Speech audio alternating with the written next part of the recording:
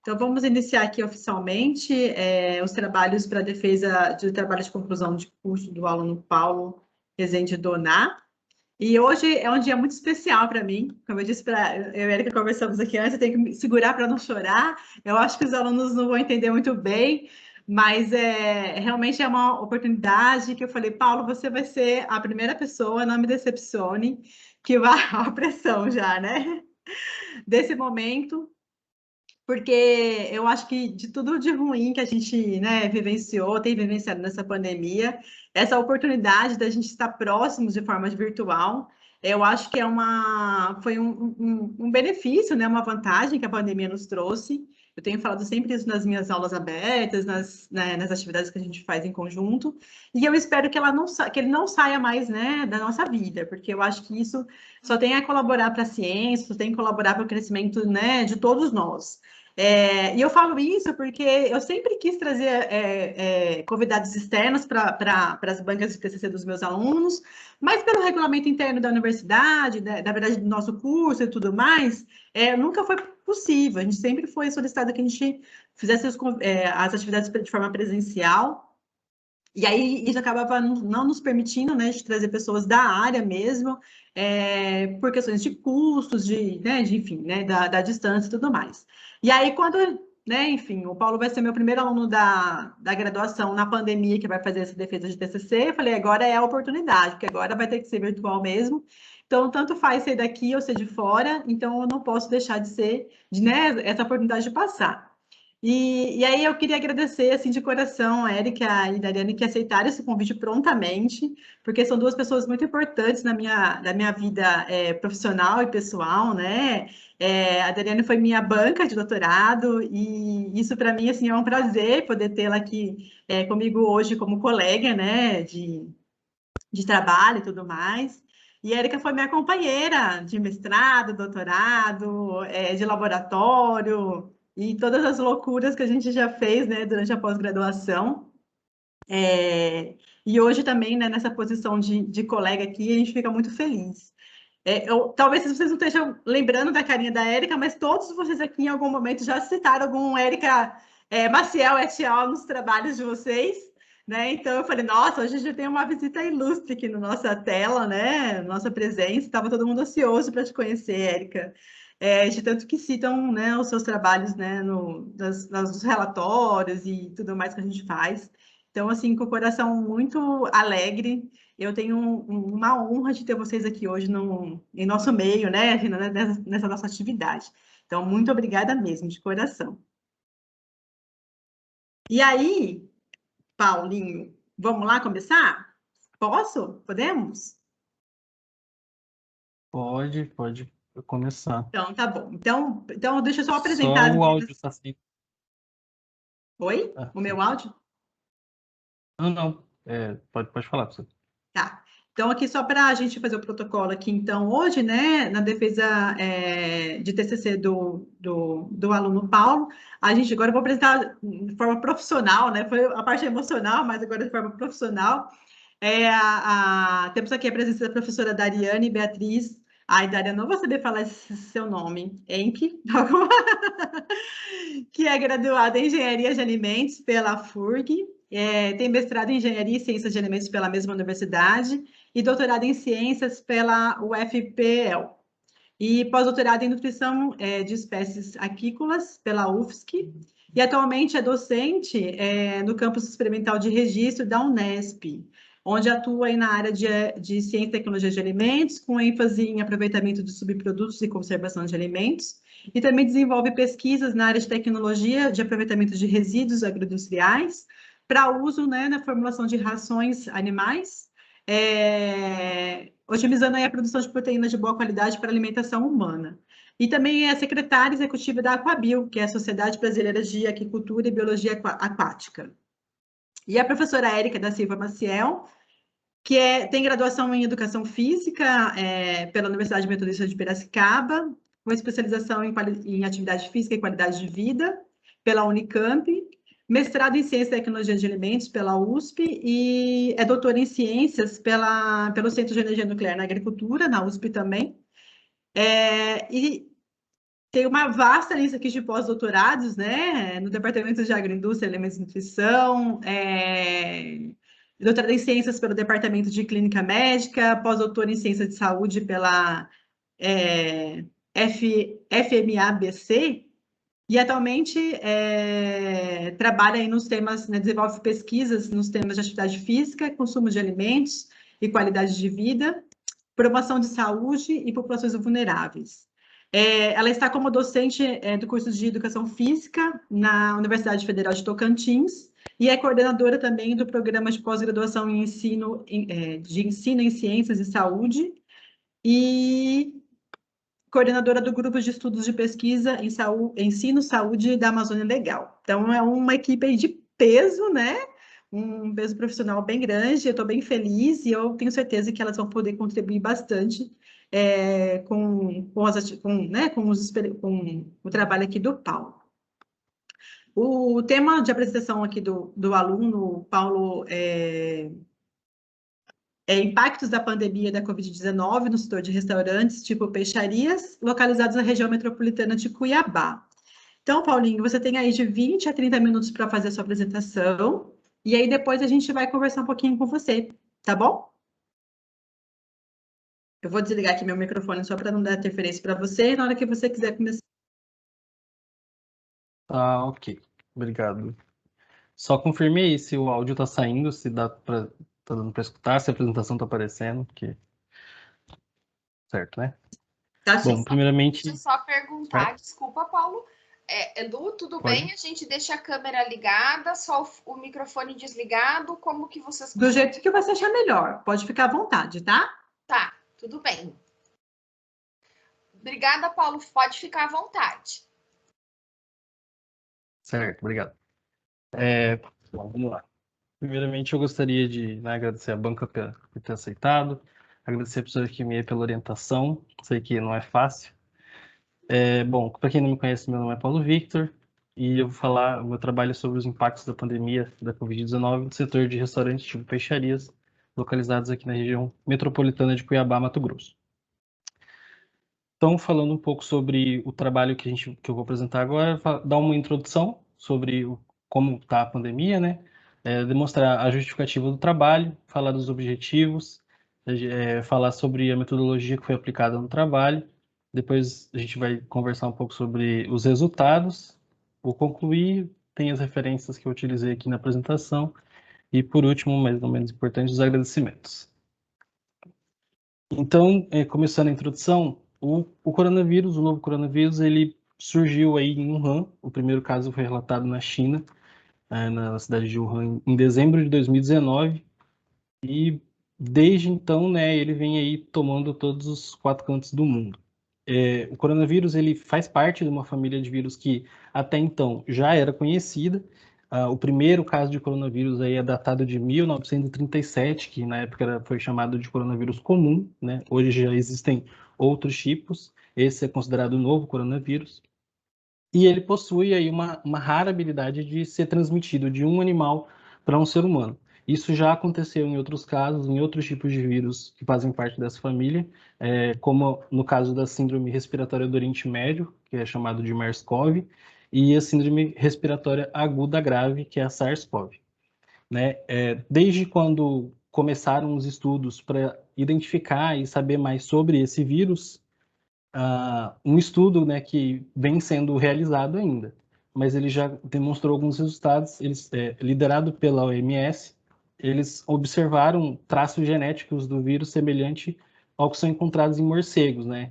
Então eles avaliam que a origem desse vírus advém de morcegos e sendo assim um possível reservatório genético da doença. Doença que é considerada uma doença zoonótica. Quando chegou no Brasil, o primeiro caso relatado foi em São Paulo, em abril de 2020. A gente ainda estava aqui na época do carnaval, né? Até então não tinha nenhum cuidado.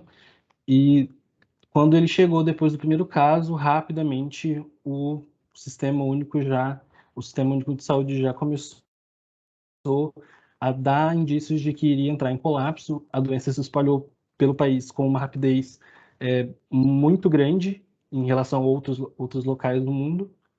E conforme a evolução da doença e conforme o tempo foi passando, os países que já tinham sido atingidos, eles começaram a aplicar algumas medidas na intenção de se evitar a disseminação desse vírus. Né? Foi aí que surgiu não, né? Que a gente tomou conhecimento do termo lockdown. Então, o primeiro lockdown realizado aqui no país foi em São Luís do Maranhão, juntamente com a região metropolitana daquela localidade. Eles fizeram o lockdown, e aí depois que conseguiu ver assim de imediato uma certa redução que indicava uma tranquilidade, outras cidades do país começaram a adotar esse tipo de medida. Só que aí o problema ocorre que essas medidas elas não foram tomadas assim de forma homogênea, em consonância com o governo federal, o que trouxe alguns percalços aí no caminho, e dada a situação a gente enfrenta ainda o vírus já depois de passado mais de um ano de pandemia aqui no Brasil. Com esse lockdown, o Brasil, em 2020, ele sofreu uma queda no PIB nacional de 4,1% em comparação ao ano de 2019. Isso porque você precisa manter as pessoas em casa e você tem que aumentar o isolamento social. Se você aumenta o isolamento social, isso impacta diretamente no setor de consumo, que foi um dos setores mais atingidos, por causa dessa obrigatoriedade de você prender as pessoas em casa, no bom sentido, e fazer com que o vírus não seja transmitido e com isso não gere, que ele não consiga se modificar e se mutar, né? O que está acabando acontecendo mesmo com medidas de isolamento. Sendo assim, o trabalho se justifica pela importância e a necessidade de entender e avaliar quais as estratégias que esse setor que vem sofrendo com a pandemia adotou desde o começo da pandemia, a fim de minimizar aí ao máximo os prejuízos que são gerados, né, por causa desse movimento das pessoas terem que se distanciar. Os objetivos, né, foi avaliar o impacto causado pela pandemia no setor de restaurante tipo peixaria, localizado aqui na região metropolitana de Cuiabá, caracterizar esses restaurantes aqui da região, avaliar medidas preventivas para evitar a disseminação da Covid que foram adotadas pelos estabelecimentos, e também avaliar os impactos da pandemia no que se refere à forma de funcionamento desses restaurantes. Se alterou alguma coisa no tipo de produto, volume comercializado desses estabelecimentos. Então, a metodologia ocorreu da seguinte forma, né? Foram escolhidos os restaurantes especializados na preparação e comércio do pescado. Aqui na região a gente chama como peixaria. Tem a peixaria que se assemelha ao açougue, no caso que vende o peixe, né, sem a preparação, e as peixarias aqui a gente chama de tipo restaurante mesmo, que a pessoa escolhe o prato, ele é preparado e consumido no local. A coleta ocorreu nos meses de novembro e dezembro de 2020, na região aqui de Cuiabá, na cidade de Cuiabá, região central, e principalmente na comunidade de São Gonçalo Beira-Rio, na cidade de Várzea Grande, na região do Bom Sucesso, e na cidade de Santo Antônio Le Verger. Essa região, essas três localidades, né, principalmente a comunidade de São Gonçalo Beira-Rio, região do Bom Sucesso, e a cidade de Santo Antônio inteira, elas fazem parte aí de uma rota que a gente chama aqui de Rota do Peixe, que é um importante corredor turístico daqui do estado, né? Tem outras localidades também, mas a gente pegou essas três principais que fazem parte aqui da região metropolitana. Depois as informações elas foram coletadas por meio de entrevistas estruturadas, foram coletadas em loco, com auxílio de um celular smartphone, contendo acesso a redes móveis e um formulário eletrônico disponível na plataforma da Formulários Google, né, onde a gente montou e utilizou para coletar para realizar as entrevistas. Esse questionário ele foi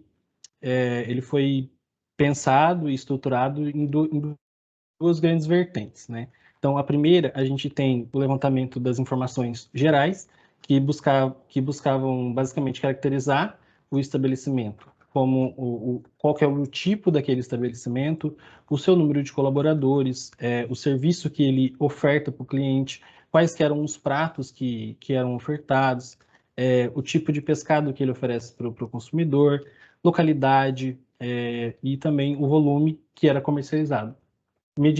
Perguntas assim, para realmente a gente caracterizar os estabelecimentos e posteriormente poder ter uma noção para agrupar eles em determinados grupos. E a segunda vertente seria o levantamento das informações que se referem aos desafios, né, na operação do estabelecimento que as pessoas tiveram aí durante a pandemia, sendo registradas ações adotadas para evitar a disseminação da doença, informações referentes à saúde dos seus colaboradores, se o estabelecimento ele precisou afastar algum funcionário contaminado, se ele precisou demitir para reduzir custos, ou se ele precisou contratar depois que o comércio reabriu, se houve ou não a troca de fornecedores. Então, os dados eles foram tabulados em planilhas do programa Excel 2016 e, em seguida, foram analisados de forma descritiva, com auxílio de tabelas que foram montadas, sendo os dados agrupados de acordo com as categorias que a gente separou de acordo com as perguntas com as respostas das perguntas que a gente formulou. Aí, falando já dos resultados, aqui nessa tabela 1, é especificamente sobre a primeira vertente das questões, né? É mais a caracterização dos restaurantes dessa região onde a gente buscou as respostas. Então, a gente tem aqui, referente à localidade, 50% eram aqui da região de Cuiabá, isso principalmente por causa da questão de localidade mesmo, eu resido aqui em Cuiabá, em questão de trânsito era mais. E também a quantidade de restaurantes aqui é maior por ser a capital do estado, então possui a maior quantidade de entrevistados. Né, seguido aí de Várzea Grande, na região do Bom Sucesso, e Santo Antônio. Referente à função de quem respondeu, 68% eram sobre quem respondeu as perguntas foram os proprietários. Esse é um dos fatores que a gente consegue verificar o tipo de estabelecimento que a gente estava questionando. A grande maioria eram pequenos restaurantes, pequenos estabelecimentos, né, empresas de pequeno porte. Então, o proprietário sempre estava presente, sempre ou o responsável da cozinha, ou é o cara que está no caixa, ou é a mulher que está no caixa enquanto o marido está na cozinha. Isso demonstra muito que a maioria eram pequenas empresas. E serviço ofertado, 50% eram variados. O que isso quer dizer? Esses variados é assim: o estabelecimento ele sempre oferta um ou mais tipos de serviço para o cliente escolher. O cliente pode entrar no restaurante, sentar, escolher um rodízio, onde o garçom vai trazer o peixe a toda hora, ou ele pode levantar e servir no buffet que está no meio do restaurante, ou ele pode escolher só pagar o prato que ele vai consumir. Então, ele sempre tem essa variedade de serviços para ofertar. Isso é uma característica aqui dos restaurantes dessa região que nunca é muito comum ter vários tipos de serviços no mesmo estabelecimento. 36% continham de 1 a 5 colaboradores, o que corrobora com o fato de que são pequenos restaurantes, né? Normalmente a família que trabalha, que toca o restaurante, então tem o filho que normalmente está atendendo, a mãe que está na cozinha, o pai que está no caixa. Então, a maioria eram pequenas empresas. Mas aí tem 27% que ainda são empresas maiores, né? Restaurantes mais requintados, que estão localizados na parte central da cidade. Isso também foi considerado. Referente às espécies, a gente encontrou em 100% dos restaurantes o pintado e peixes redondos, que é a tambatinga, tambaqui.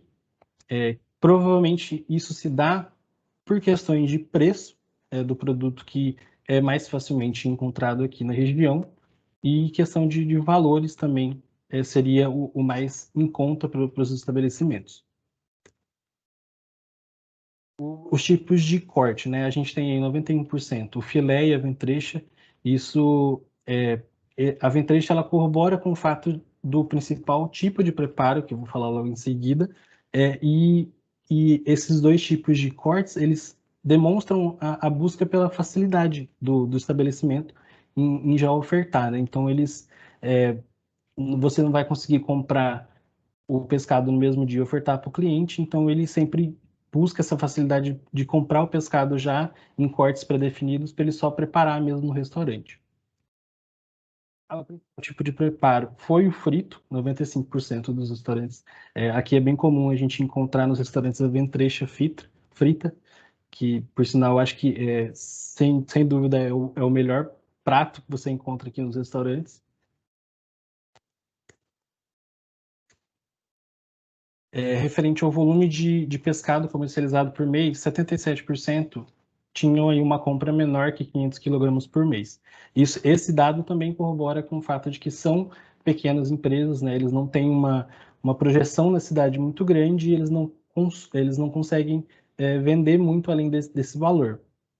E boa parte também dos estabelecimentos, eles antes da pandemia, né, funcionavam principalmente em épocas de religião, em que envolve religião católica, funcionava por um maior período de tempo, durante a semana, né, mas normalmente abre ali assim de quinta até domingo, que é onde roda o maior movimento, principalmente por ser locais turísticos, né, tem essa funcionalidade nesse período específico, então o volume que eles conseguem comercializar é, em média, esse valor mais baixo em relação aos outros.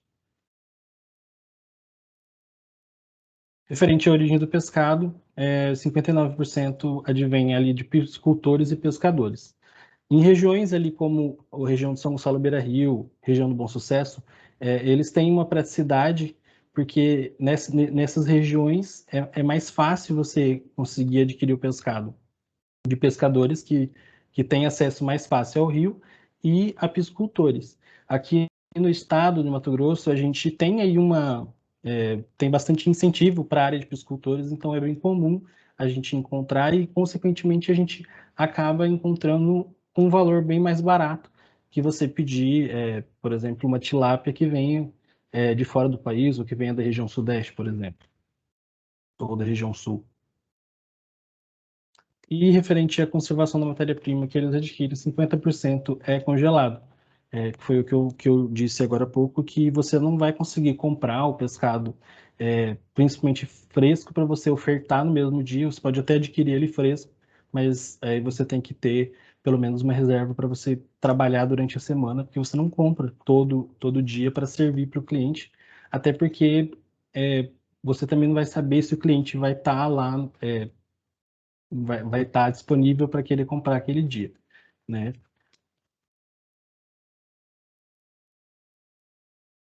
Aqui na tabela 2, a gente já começa a avaliar as ações adotadas pelos restaurantes por causa da pandemia. Então, nós perguntamos se precisou afastar o colaborador. 82% dos entrevistados disseram que não. Isso é um resultado bem positivo em relação à atual realidade que a gente se encontra, porque mostra que, com o plano de contingência que foi aplicado em todos os restaurantes, né, que eu vou falar mais para frente, você conseguiu reduzir muito a quantidade de pessoas que tiveram problemas com a doença e que precisaram se afastar. Então, aí 82% é uma quantidade bem positiva.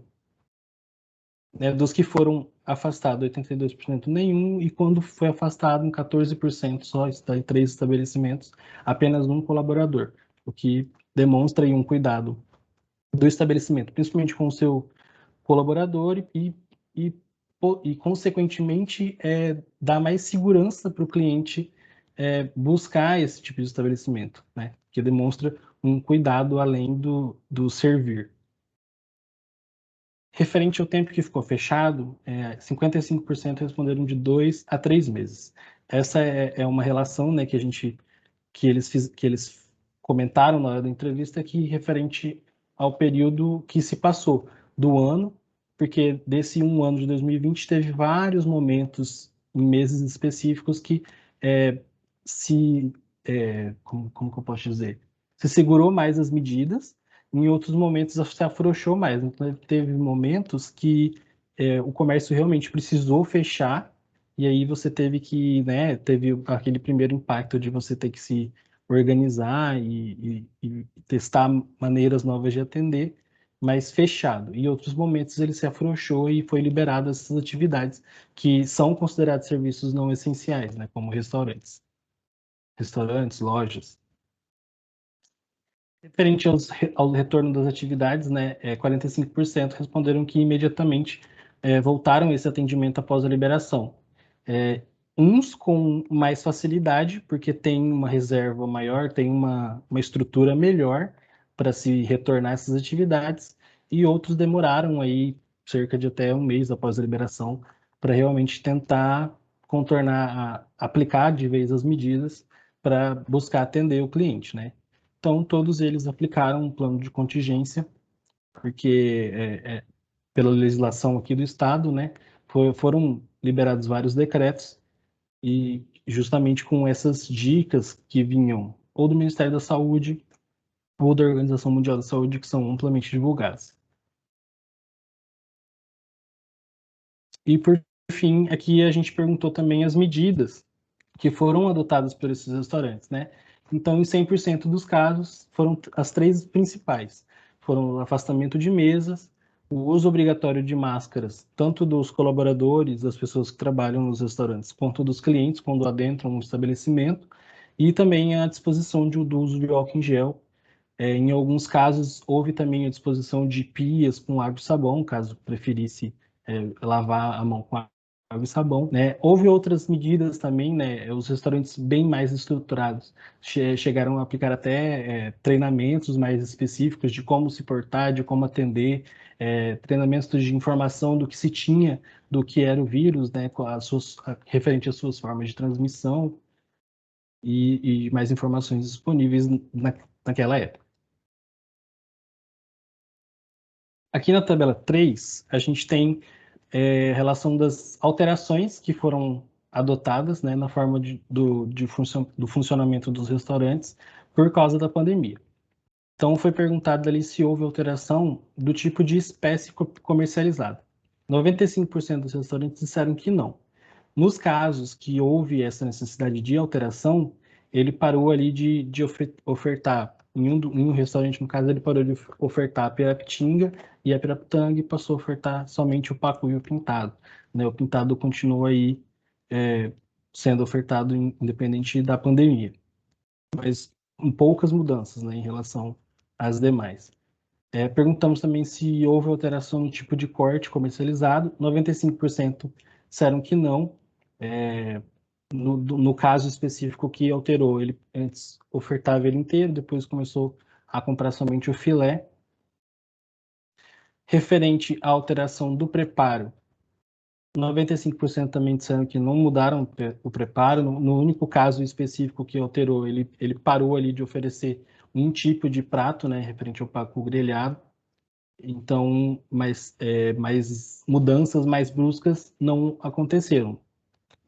E referente à alteração da principal forma de comercialização, aí a gente já tem um cenário mais diverso, né? A gente tem aí 59% que precisaram alterar. E a principal alteração que ocorreu foi realmente esse atendimento, né? Que antes era de loja física, que o cliente tinha que ir até o restaurante, até a localidade onde está o restaurante, sentar, consumir no local, pedir lá e comer na mesa.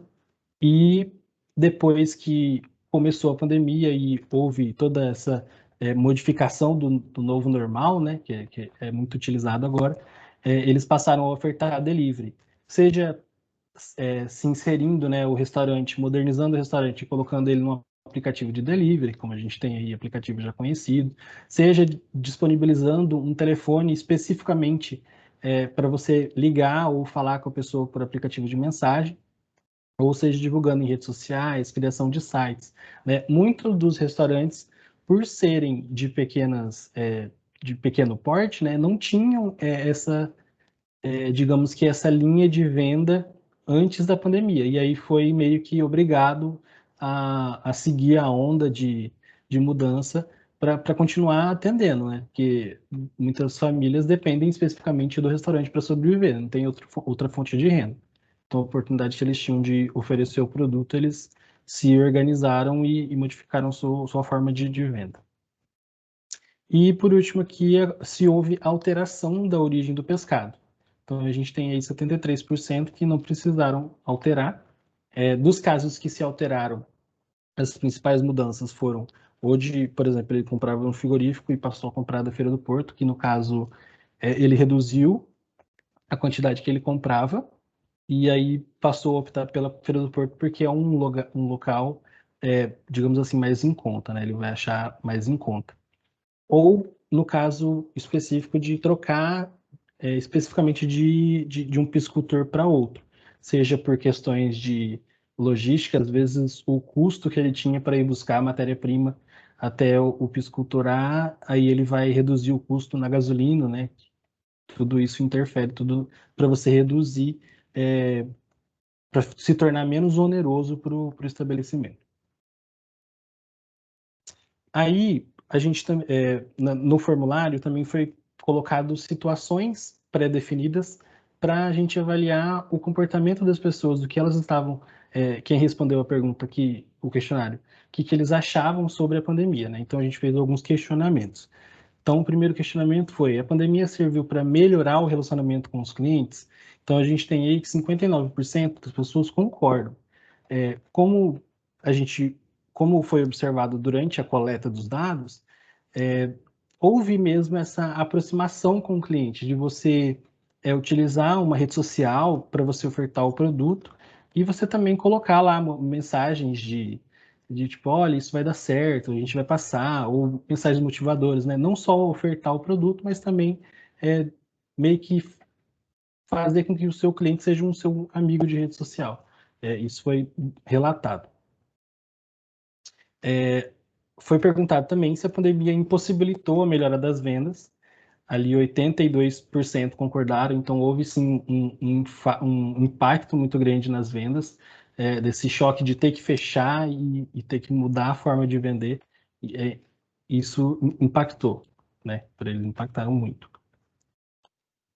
Também foi perguntado se a pandemia não é real, se ela é inventada por outros países para acabar com essa economia. Um lado positivo é que 73% das pessoas disseram que né, discordam com essa afirmação maluca, porém ainda tem 27% das pessoas que responderam que concordaram com essa frase. Isso vai de encontro com o que a gente vivencia todo dia, que é o espalhamento de informações falsas, né, que são aí disponibilizadas sem nenhuma trava de segurança e acaba influenciando as pessoas, né? A fake news acaba modificando o pensamento de uma boa parte da população.